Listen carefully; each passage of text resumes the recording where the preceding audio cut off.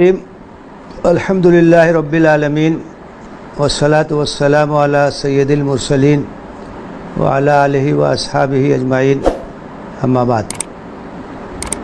برادران اسلام، رمضان کا مبارک مہینہ اپنے اختتامی مراحل میں ہے۔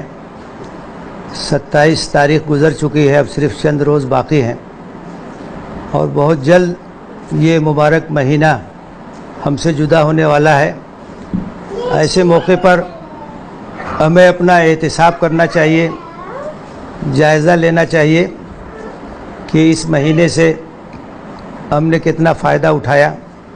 یہ نیکیوں کا موسم بہار جو یہ پیغام لے کر کے آیا تھا کہ اپنی مغفرت کا سامان کر لو اور اپنے دامن میں زیادہ سے زیادہ نیکیاں سمیٹ لو، ہم نے اس سے کتنا فائدہ اٹھایا، اس کا جائزہ اور اس کا احتساب ہونا چاہیے۔ جو باقی ایام ہیں ان سے فائدہ اٹھانے کی کوشش کرنی چاہیے۔ اس موقع پر ایک بڑا نازک مسئلہ جو ہمارے سامنے ہے کہ لاک ڈاؤن کی وجہ سے اجازت نہیں ہے کہ مساجد میں یا عبادت گاہوں میں زیادہ لوگ اکٹھا ہو سکیں، تو عید الفطر کی نماز کس طرح سے ادا کی جائے گی؟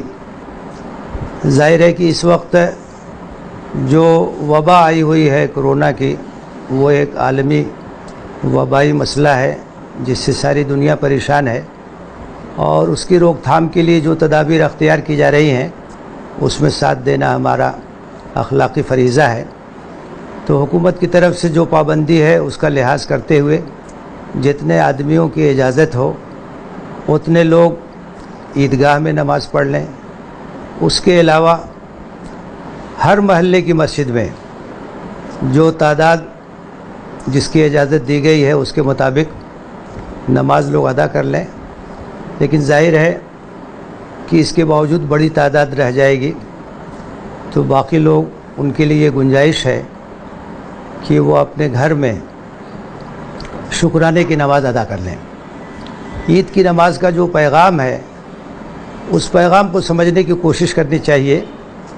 رمضان کا مبارک مہینہ یہ ہمارے لیے ایک تربیتی مہینہ ہوتا ہے، اور اللہ تعالیٰ نے اس مہینے میں ہمیں روزہ رکھنے کی توفیق دی، نمازوں کے اہتمام کی توفیق دی، قیام لیل کی توفیق دی، قرآن مجید سے اپنے تعلق کو مضبوط کرنے کی توفیق دی، تو اسی کا شکرانہ ادا کیا جاتا ہے نماز عید کی شکل میں۔ عید الفطر کے موقع پہ لوگ اکٹھا ہوتے ہیں اور نماز پڑھتے ہیں، اللہ کا شکر ادا کرتے ہیں، اللہ نے جو توفیق بخشی ہے اس پر ہدیہ تشکر پیش کرتے ہیں، تو یہ اظہار تشکر کا ایک ذریعہ ہے۔ اس موقع پر ظاہر ہے کہ سنت تو یہی ہے، نبی کریم صلی اللہ علیہ وسلم کا معمول یہی تھا کہ آپ عیدگاہ میں نماز ادا کرتے تھے، لیکن اگر کبھی کوئی مجبوری ہو جائے تو شریعت میں اس کا لحاظ کیا جاتا ہے۔ کبھی اگر بارش کا موسم ہے، عیدگاہ میں نماز پڑھنا ممکن نہیں ہوتا ہے، تو مسجد میں نماز ادا کر لی جاتی ہے۔ آج جو صورتحال ہے اس میں اکٹھا زیادہ لوگ نہیں ہو سکتے ہیں، لیمیٹیشن ہے، حکومت کی طرف سے پابندی ہے، اس کا لحاظ بھی کرنا ضروری ہے۔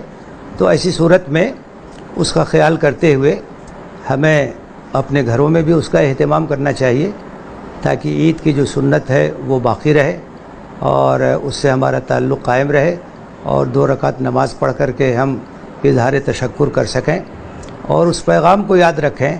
یہ رمضان کا جو ایک بہت بڑا پیغام ہے وہ مواسات اور ہمدردی کا پیغام ہے، اسی لیے رمضان کو مواسات کا مہینہ کہا جاتا ہے، ہمدردی کا مہینہ کہا جاتا ہے۔